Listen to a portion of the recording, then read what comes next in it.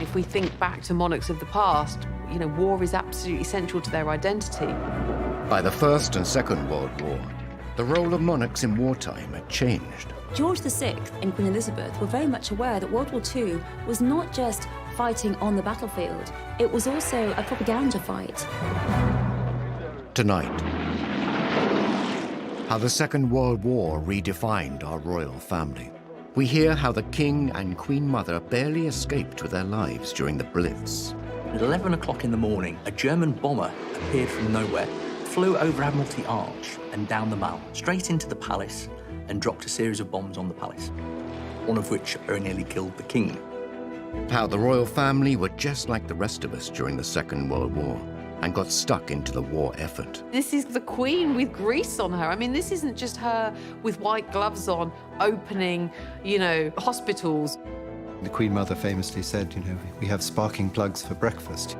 For the first time, we hear previously unheard recordings from one of the royal family's secret World War II Army protection officers. It was so top secret that we couldn't talk to anybody, couldn't be seen by anybody. And the new relationship that blossomed between the royal family and the British public. From the low point of the abdication, when they'd been called for a republic, here we are just 4 years later, and the king has somehow come to represent the whole spirit of the country, that resilience, that fighting spirit, that we can do it.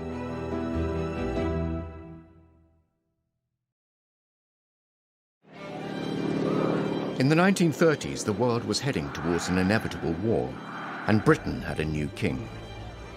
George VI and his young family were rebuilding public confidence in the monarchy after the shock abdication of his elder brother. Now the king faced an even greater challenge. This was an incredibly difficult testing time. Nazi aggression was really becoming something that just couldn't be ignored. The king didn't know whether he was going to have to be a leader in a time of crisis, a war leader. You know, we were pursuing a policy of appeasement. But with each crisis, we seemed to be coming ever closer to the brink of war. Just at the moment when the British monarchy looked like it was back on its feet, the nation, Europe, was plunged into spectacular crisis. On the 3rd of September 1939, the king addressed the nation to announce the country was at war. For the second time in the lives of most of us, we are at war. As he spoke, the words were hesitant, and there were long gaps, and the delivery was flat. Goebbels, Hitler's propaganda minister, wrote in his diary, "Another speech from George VI, enough to make anybody stutter. Because if the king can't give a speech, it looks as though it's symbolic of the whole country, a sign of weakness." This would prove to be a miscalculation by Germany. King George VI was far from weak. As a young prince, he had fought for king and country. He was no stranger to the theatre of war. The king, of course, himself was a military man. He'd served in the First World War. He was a 20-year-old on HMS Collingwood during the Battle of Jutland in 1916. So he actually had wartime experience. In fact, he's the only 20th century monarch to have fought in a conflict zone. And then he finds himself in 1939 in charge of a country that, in many respects, isn't ready for war. And he leads from the front. Now king, George had no active military role, but he was determined to support troops fighting in his name. Once the war actually really moves into its ascendancy with the German attack from May 1940 onwards, he dedicates himself relentlessly to maintaining national morale. The king and his family were soon to prove to the British public that they would stand by them. They would face the hardships of war together. Suddenly, Britain was galvanized to be on a war footing. And what was very, very impressive at the time is that the king and the queen stayed.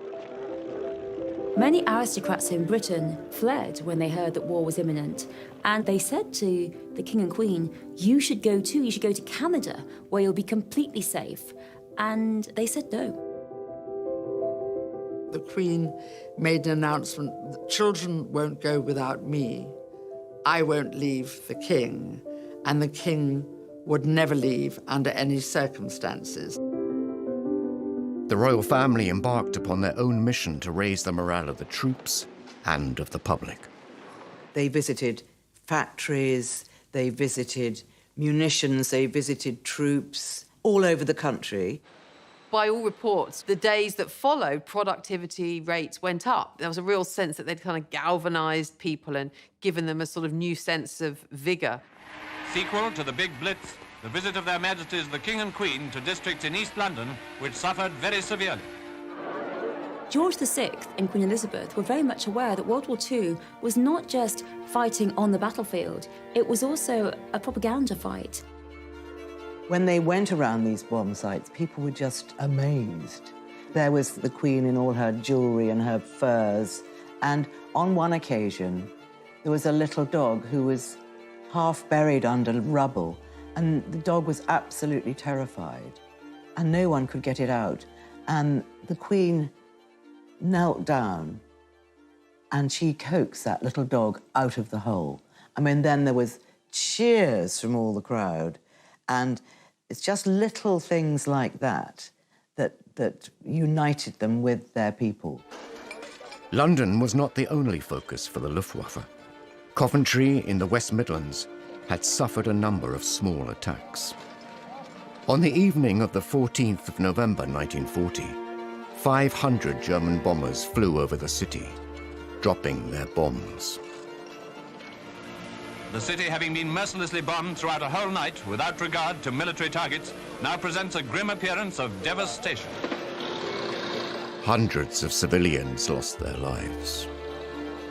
I mean, it was more intense bombing than anyone had yet experienced. In fact, Goebbels introduced a new word in the lexicon of horror to Coventrate, because 500 tons of high explosive bombs were dropped in one night. The city was just ablaze. It was a torch. You could see it 100 miles away. Nearly 600 people killed, and he was there immediately after to visit what was left. And apparently there's a story that these dazed, blitzed people who sort of had been bombed only a short time before all broke out in singing the national anthem. And remarkable man. The royal family's decision to remain in Britain meant that they were a direct target for the Third Reich. Though they were heavily guarded, George VI was keen to make sure that they could protect themselves if need be. The King insisted that everybody be trained in how to fire pistols and rifles.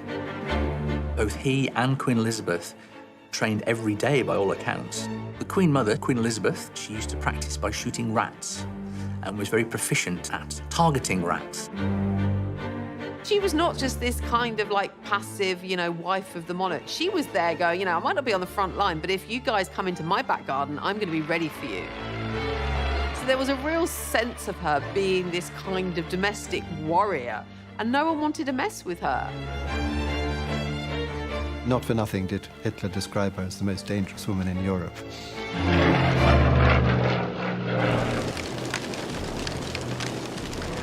As the conflict continued, it became clear that this was not just a war on the front lines. At home, the King and Queen were finding other ways to stop Hitler breaking the spirit of the country by standing resolute with their people during the Blitz, putting their own lives at risk. She saw 2 bombs falling just outside the window. They heard the explosion. Then there was a great shower up of smoke and debris, and they sort of threw themselves out into the corridor. Buckingham Palace was being bombed. During the Second World War, the royal family were determined to show that they were not just privileged aristocrats. They were at one with the public. They would not run and hide, and they too would feel the struggles and sorrows of war. The opportunity that the war presented was really the opportunity for this monarchy to be seen as a family, without the kind of trappings of power and pageantry. And that was very much what George VI, Queen Elizabeth, and those around them in the palace pushed as the image. It was a normal domestic family facing the war, the austerity of the war, the fears of the war, the crisis of the war, the danger of the war, just like everybody else. From the low point of the abdication, when they'd been called for a republic, here we are just 4 years later, and the king has somehow come to represent the whole spirit of the country, that resilience, that fighting spirit, that we can do it. He's somehow come to epitomize that. It wasn't simply propaganda. The royal family were living the war like millions of other families in the UK. But unlike everyone else, they were individual targets for the Nazis. Decisions and plans had to be made.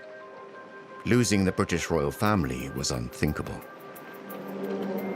In May of 1940, there's a sudden realization that Britain's security is actually now under threat. And this is when, for the first time, you have this idea of evacuating the monarchy away from London to the area which potentially would be the safest if there was a German attack. It's actually Worcestershire, it's about the furthest away from the coast. And also it was deemed to be the best in terms of communication. And with that, a force would be specifically created in secret, and their role was to, in the event of an invasion, protect the royal family, to move them out of London to one of these other safe places. Formed in the summer of 1940, this group had access to anything that they needed. The King and Queen were supposed to have a little suitcase packed and ready at all times to go. And if they were in Buckingham Palace and the worst happened, the invasion began, they would be bundled into the first ever bulletproof car in the UK, along with a number of armoured cars. As one of the men involved said, they were hugely honoured to have been given this mission, but they knew that their role in the event of the worst-case scenario was to fight to the last man.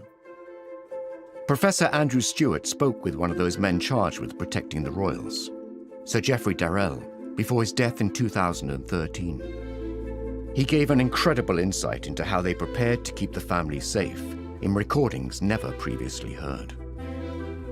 On the code word Cromwell, we packed up and went straight in our buses. It was so top secret that we couldn't talk to anybody, couldn't be seen by anybody. Mike Tomping saw them when they were at Windsor. He took the princesses for a ride in the armoured cars that they were going to be in if they had to go to one of the houses. As the Nazi forces increased their raids on London, thousands of children from the city were sent to the countryside, to safety. The royal family, too, moved the young princesses to a safer location, Windsor Castle. The future monarch and her sister were repeatedly drilled in what to do if the castle came under attack. For the initial period, they sheltered in the dungeons because they were the most secure part of the castle. The Queen's protection officer during the war, Sir Geoffrey Darrell, highlights the real danger the young women were facing. If we'd been invaded, the only thing that could have happened, I think, would have been an airborne landing. The Germans would have had to have done it in the dark, grabbed them and taken them away before daylight, and I don't think they could have done it. Princesses might have been sent to Canada, I think. It's known that the drill of getting them from their bedrooms down to the air raid shelters was practiced. They were given a special bag into which their favourite toys were put. They practiced the idea of how to get ready quickly, so much so that they were able to do it in no time at all. Windsor Castle was a fortress. It was cold and dark. But the Queen and her younger sister still had a bit of fun. The king actually had a very good idea. He was going around Windsor Castle with his eldest daughter, Princess Elizabeth, and there was lots and lots of clothes and costumes. And he said, why don't we put on a pantomime? And it gave them something to focus on together. Actually, during the 5 years of the war, I think they put on 4 pantomimes, and they were fee-paying. So all the local people used to come as well. And Princess Elizabeth said, oh, we can't charge 7 shillings and 6pence for people to come and see us in a pantomime. And Margaret said, they'd pay anything to see us. As the war raged on, German forces disrupted the food supply chain into Britain. The whole country was put on rations in 1940. The royal family were no exception. They did make sure that they had rations. They did have a line around the bath so that above which you should not go, because heating water was obviously a very, very expensive business. The Minister of Supply wants more scrap iron to turn into guns and tanks. Mr. Hicks of the Ministry of Works himself took a hand on some of the Buckingham Palace railings, the removal of which had been ordered by the King. That was part of the whole royal principle throughout World War II, that they should behave in the same way as everyone else. The girls should be evacuated, and that the royals should have rations just like everyone else. They should be subject to ration foods exactly the same way as everyone else. The British royal family remained in their own country, but the war had displaced other European monarchs. The King and Queen Mother hosted the royal refugees. They arrived literally in what they stood up in when Europe was invaded. And the King used to say, don't worry, I've got lots of socks, I've got lots of clothes, I'll get you out. Actually, a lot of them just sort of looked like ordinary people, and, you know, a cleaning lady, they weren't in their robes or pearls or jewels because they didn't have them. And the Queen of Sweden was here. Wearing such humble attire, the Swedish queen realized that if anything happened to her, no one would know who she really was. So she had a bit of card made, and she put it in her purse whenever she was on public transport, and it said, I am the Queen of Sweden.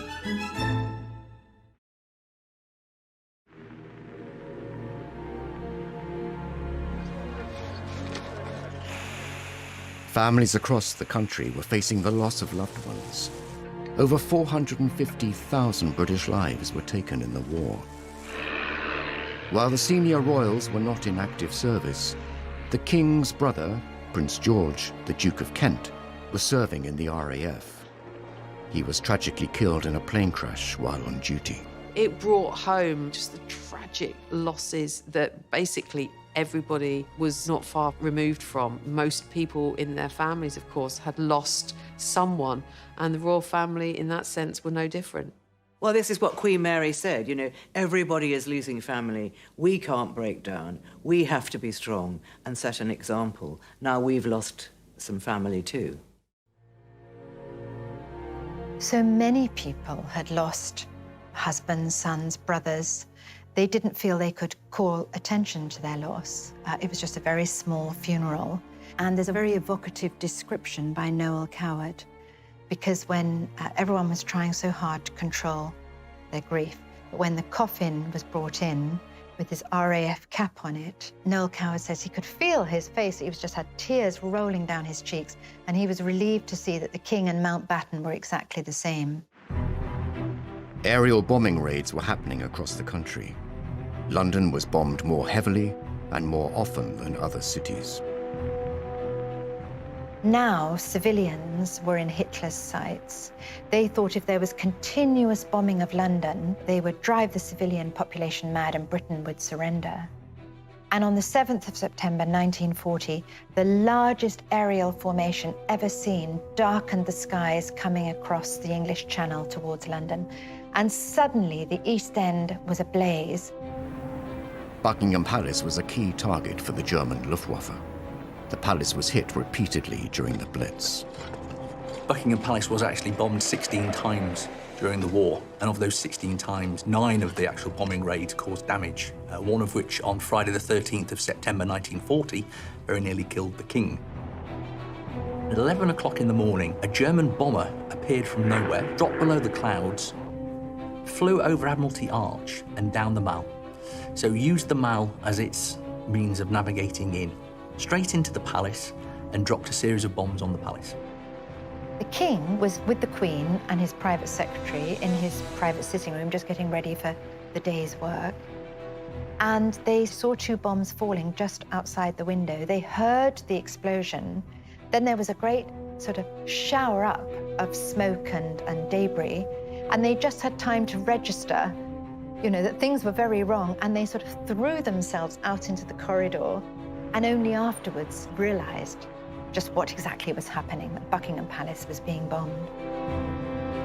The precise nature of the attack led the king himself to wonder if his own family in Germany were behind the bombing. In fact, it was suggested that the only way that that aircraft could have carried out the attack was if it was somebody who had an intimate knowledge of the palace. And in fact, for a long time, the suggestion was it was a gentleman called Prince Christoph of Hesse, who was a distant relative but had visited the palace a number of times prior to the war. This was a turning point for the royal family and its relationship with the British public. They did something unprecedented. The media were actually invited into Buckingham Palace and were shown around the damage and were told the story of what had happened. This was revelatory. This had not happened before. Latest outrage of the Nazis' indiscriminate fury is the bombing of Buckingham Palace. Remember, most people hadn't seen the inside of Buckingham Palace. They showed the brickwork that's fallen apart, all the masonry that had been left, and the danger there was to the king and queen. So I think people felt, okay, they're going through a slightly better version of the war than we are. They weren't going to the tube every night to hide, but they were suffering from the same problems. They stood for something. It meant something to people that they were still there in the midst of all this. The king and queen had changed the way the royal family interacted with the public. No longer were they closed off. Now they were out and about, being seen, commiserating, consoling, and encouraging the war effort. Buckingham Palace did take 9 direct hits, a policeman was killed, and the Queen, she said, "Now I can look the East End in the face." And she felt very strongly that because her home had been bombed, it put her on the same level as all these people who'd suffered so much. And we do see a change and a lot more support for the royals after this moment. The Queen was also keen to let the rest of the world see what was happening in Britain. Before the United States had joined the Second World War, she sent an invitation to the First Lady. The King and Queen were at Paddington Station to greet her in the name of the people of Britain as she arrived in London. One of the most important things the Queen Mother did during the war was to invite Mrs. Roosevelt over to England so that she could see, what was happening in Britain. Mrs. Roosevelt saw much of the damage caused by the big fire raid on the city. You get a real sense that, austerity was happening even in Buckingham Palace, reading her account. Queen Elizabeth had moved out of her rooms to give her guest her rooms, and they were palatial, but bracingly cold. You could see your breath. There was one little electric fire with just a thin orange glow. The glass had all been blown out and was replaced by a cheap substitute. And then when Eleanor Roosevelt went down to the dining room, it all looked very promising, beautiful ambiance and lots of gold and silver. But the food, when it came, was meager and unrecognizable as food for someone not used to wartime substitutes. In fact, she wasn't quite sure what she was eating. Everything's boarded up and there's nothing very grand about Buckingham Palace. It's all, completely bleak. And so who better to go back and tell the president about what's going on in Britain than his wife? The Queen Mother's clever diplomacy brought the reality and horrors of the war to the United States. It cemented the special relationship between the two countries. And now it was time for the next generation to step forward and take the lead. Every Allied newspaper had a picture of the future Queen and her spanner and her ambulance. I mean, this was really quite feared because look at this. She's ready, she's out there, she'll go to the front and she'll risk her life if she has to for the war effort.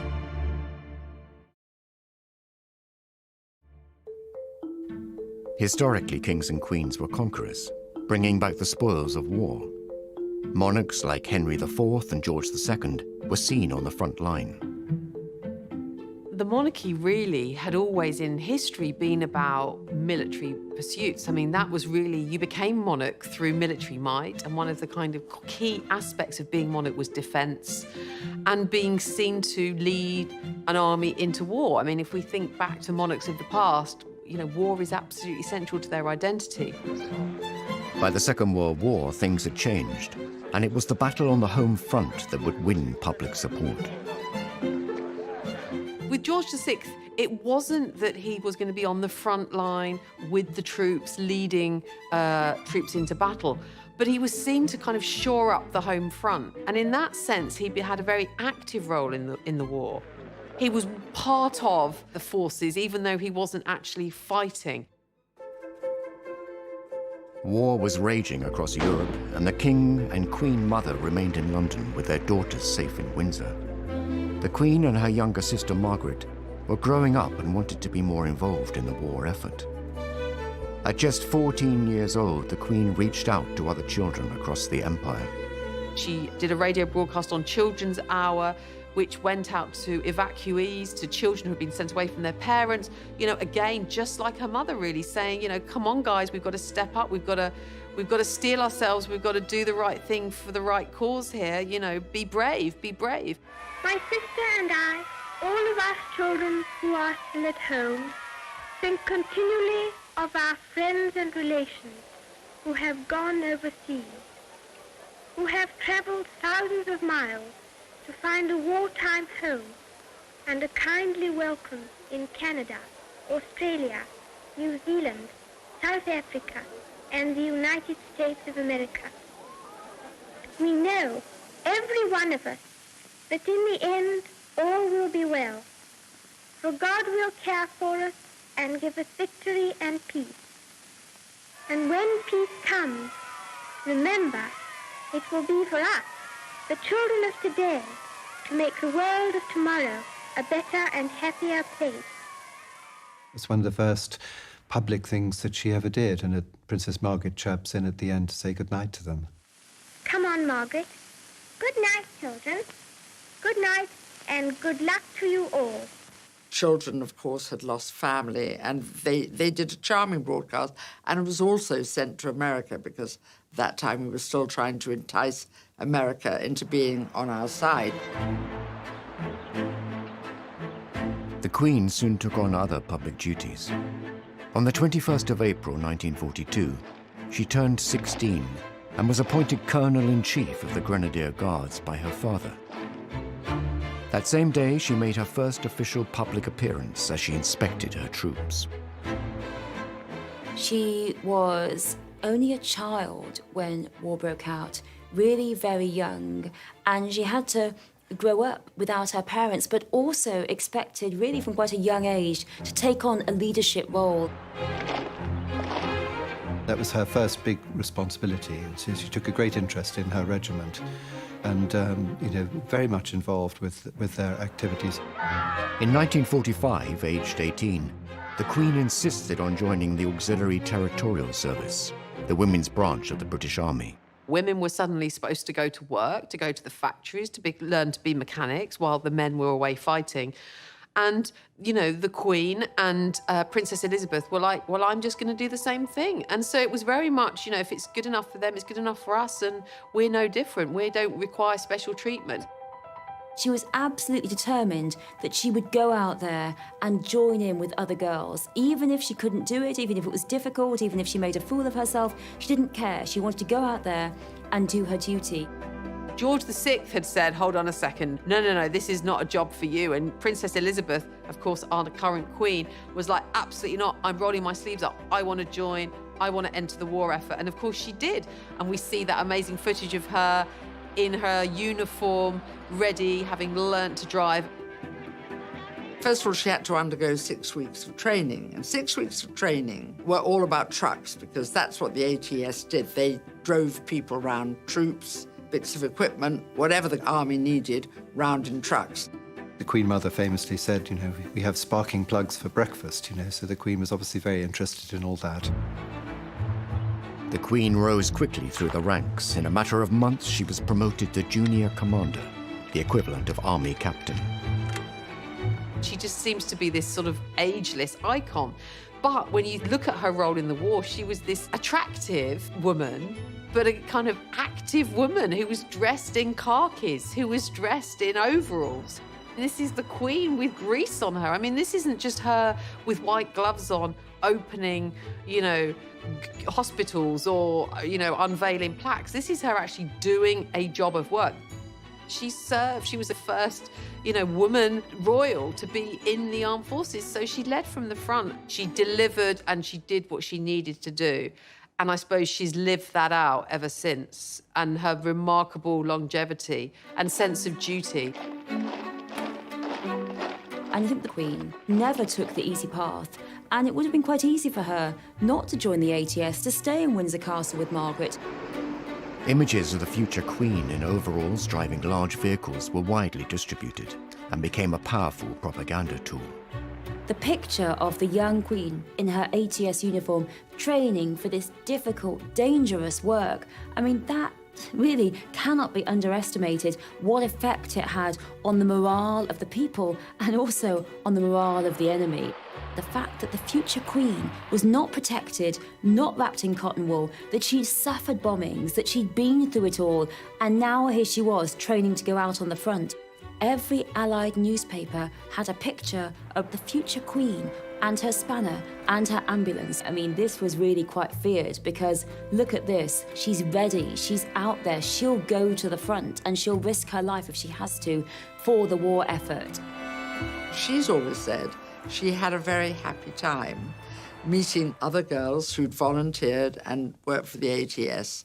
And in a strange way, a lot of people of that age will say some of their happiest moments were in the war, when suddenly urgency and being useful were very important, whereas before women, not many had worked, many were just sitting around waiting to do something. But she qualified and drove her lorry into London. She'd learnt to strip down an engine, she'd learnt to change a wheel, she'd learnt to drive a heavy lorry and how to load it.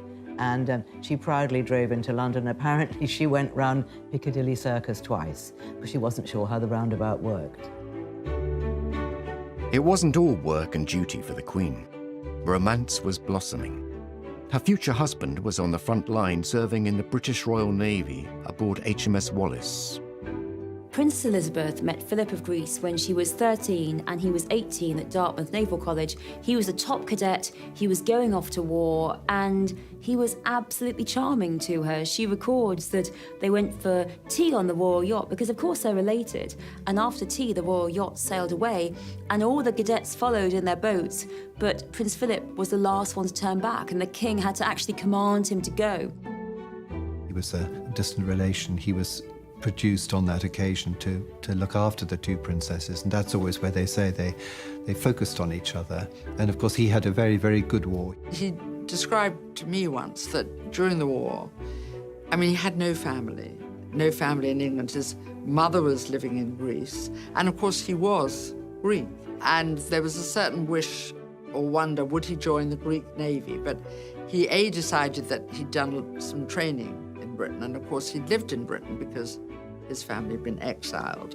And the Greek Navy was very small, and I think he thought he wouldn't see much action, so he joined the British Navy. He kept in touch with Queen Elizabeth during that time. In fact, she had a photograph of a naval officer with a beard on her table, and that was Prince Philip. He had a beard in those days, but I don't think it fooled anybody, but he was slightly disguised, I suppose. The war creates and cements the romance between Philip and Elizabeth. They don't see each other much, but they think about each other a lot. In July 1942, while second in command of HMS Wallace, Philip made history when he devised a plan that would save all on board. He was to become a war hero. Philip played a really immensely important role in the war in various ways, but perhaps no more so than the Allied invasion of Sicily, when there was a real danger that his ship was going to be bombed by the German Air Force.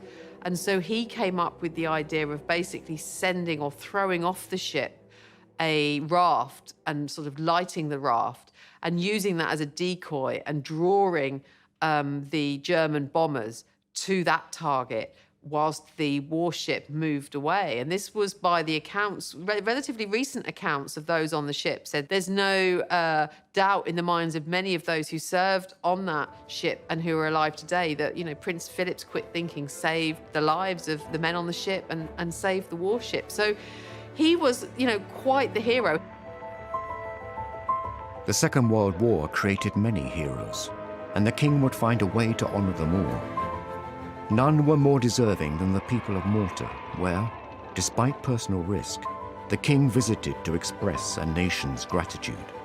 Malta, that little island in the middle of the Mediterranean, was very strategically sited for airfields and harbours to support the North African War, and as a result, it had ended up being one of the most bombed places on earth. Its glistening, sun-drenched buildings just reduced to piles of rubble, and its 250,000 people desperately hungry. And the king wanted to acknowledge their bravery and their valor. With the enemy just 60 miles away, the king arrived in Malta on the 20th of June 1943. There is this simply wonderful moment when finally he can get there. And it's a beautiful morning. Even at a distance, he can hear that word has spread that the whole jetty of the Grand Harbour in Valletta is absolutely crammed with people, cheering, shouting and waving. And the king is a solitary figure, slight figure in a white uniform on the bridge of HMS Aurora, giving the salute. And as he approaches, the roar became tumultuous. People were so pleased. Here was their king. The king bestowed the George Cross on the entire island, which had the effect that every fisherman and every man in a boat or every man walking the street felt that he, in a sense, had got the George Cross, you know, as a brave island. He wrote to his mother afterwards, entering that Grand Harbour of Valletta. It was a moment he would never forget. Finally, the tide of war was turning.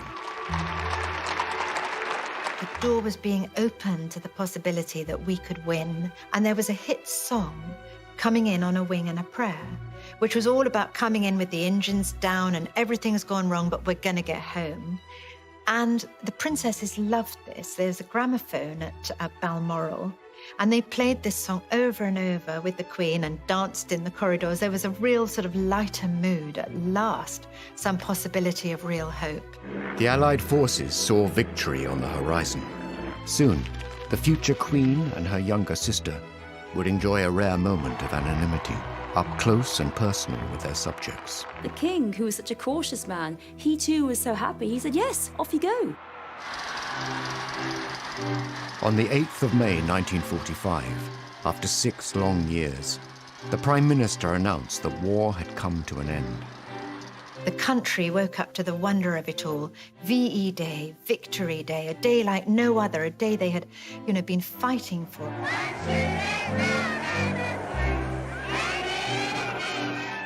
VE Day was the day where another radio broadcast address from the king, and of course this time the king not saying it's going to be a long and difficult time ahead, stay strong, announcing instead, of course, victory, that the war was over.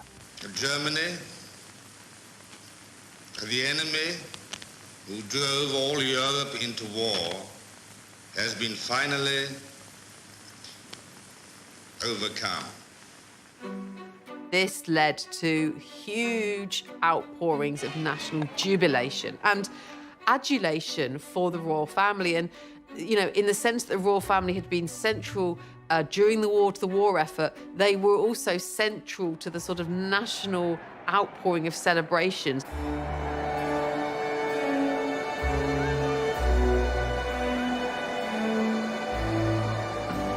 Then the crowd makes its way to the Mall. There's 10,000 people milling on the Mall, demanding to see the royal family.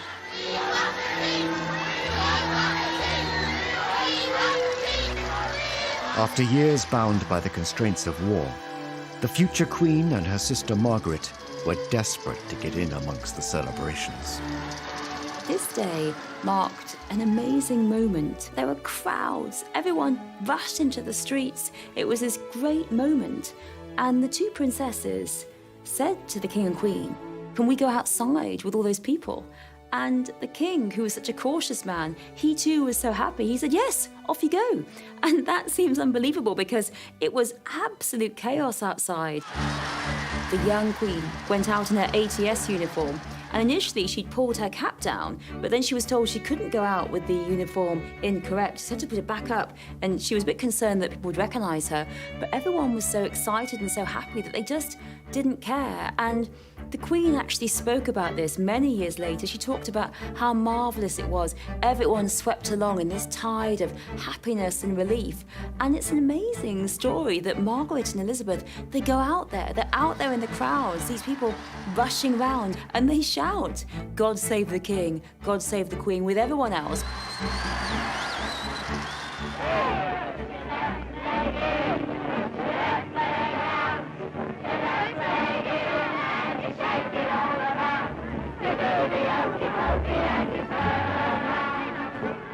There was this wonderful moment as dusk fell and Buckingham Palace suddenly was floodlit. Lionel Logue, the King's speech therapist, was outside Buckingham Palace and he could see it all. He said the Queen's tiara caught the lights. It just seemed almost magical, like a fairyland. You know, suddenly there was light and cheering.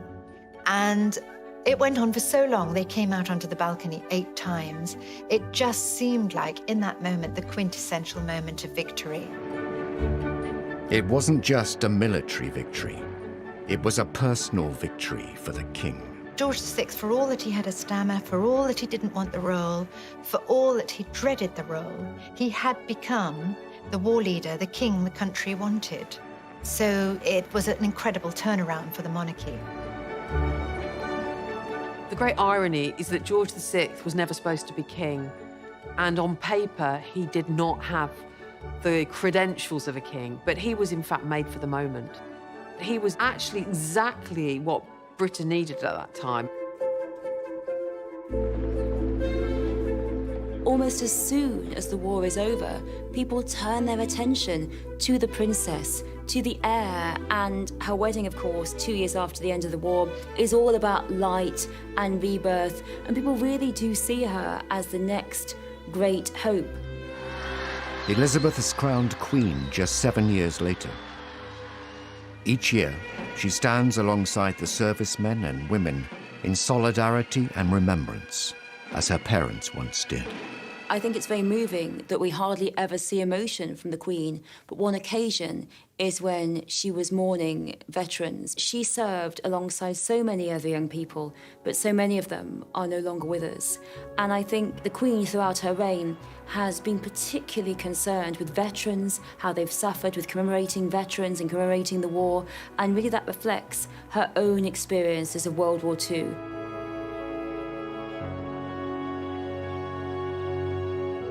There's something so authentic about it. There's something that she is living or reliving the experiences that she's had. And there is no doubt that the respect that the Queen commands among a certain generation is because of her having lived through the experiences of World War II shoulder to shoulder with them.